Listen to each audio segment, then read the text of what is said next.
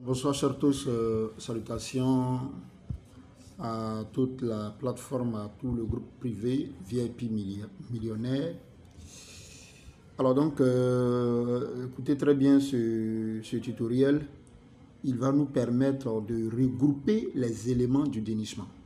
C'est-à-dire, ce tutoriel va nous permettre de regrouper les éléments du dénichement.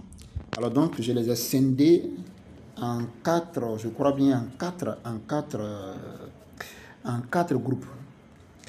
Alors, les tout premiers éléments, c'est-à-dire ce qu'il faut avoir. Si tous ces éléments-là sont réunis, alors vous venez de dénicher une crypto pépite. Alors donc, dans le premier groupe, vous avez, vous écrivez premier groupe. Dans le premier groupe, vous avez 4 points. Le tout premier élément, le plus important dans le dénichement, c'est le V24. Le V24, c'est le volume en 24 heures. C'est le volume des transactions en 24 heures qu'on appelle le V24. C'est l'élément premier, le plus important. Est-ce que cette crypto-monnaie a un V24 important?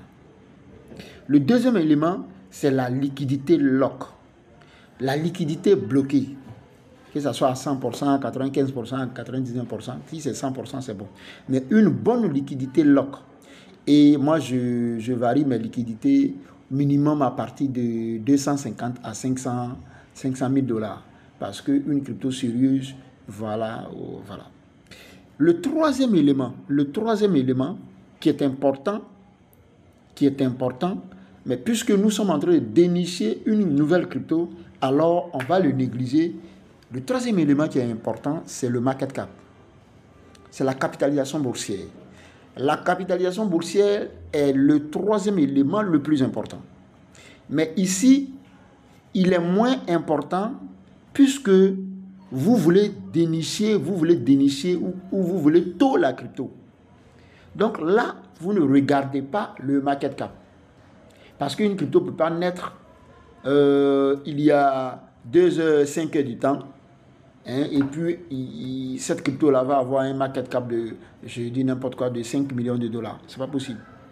Voilà, ça peut arriver quoi, mais c'est rare. Et le quatrième point dans le premier groupe, c'est le nombre de transactions. Vous voyez une crypto-monnaie qui est née il y a à peine 10 heures et vous avez un important nombre de transactions. Alors, voici le premier groupe des éléments. Dans le deuxième groupe, vous avez, dans la deuxième vague, si vous voulez, vous avez le premier élément, vous avez le compte tuteur. Ah oui, d'une importance capitale. Le compte tuteur d'une crypto. Si une crypto-monnaie n'a pas de compte tuteur, c'est même plus la peine. Alors, il faut cliquer sur le compte tuteur pour aller voir. S'il n'y a pas assez d'abonnés, il faut laisser. Il faut revenir même. Il faut laisser. Elle ne peut rien faire. Elle ne peut rien créer. À moins que tu regardes en même temps le security supply. Tu regardes en même temps le security supply et que cette crypto-là a un petit security supply. Si elle a, qu'est-ce que je dis, n'importe quoi, elle a 20 000 abonnés, alors avec un petit security supply, je suis sûr qu'elle peut prendre de la valeur. Mais si ce n'est pas le cas, laisse déjà. Donc le compte tuteur est d'une importance capitale. Une crypto-monnaie qui n'a pas de compte tuteur, il faut laisser. S'il n'y a pas assez d'abonnés, il faut également oublier. Maintenant, s'il y a assez d'abonnés, comment est-ce que il faut procéder pour voir si ces abonnés-là ne sont pas des bots? Alors, c'est en ce moment qu'il faut utiliser ce qu'on appelle le site Social Blade. Social Blade va te permettre de vérifier réellement si le nombre d'abonnés que tu vois là, c'est ça exactement qui est le vrai nombre d'abonnés. Social Blade va te donner l'information. Si c'est ça, Social Blade va te dire c'est ça. Si ce n'est pas ça, alors la crypto utilise des bots. Une crypto sérieuse ne peut pas utiliser des bots. Il faut plier des bagages. Deuxième élément, il faut vérifier les abonnés. Oui, je viens de dire ça. Donc, il faut vérifier des abonnés s'ils sont réels. Voilà, je viens de préciser. Troisième élément, il faut vérifier le site internet de la crypto-monnaie. Il faut vérifier le site internet. Si tu vois que le site, c'est un brouillon, il faut quitter là même. Ça veut dire que c'est pas. Mais si tu vois que le site est bien travaillé, waouh!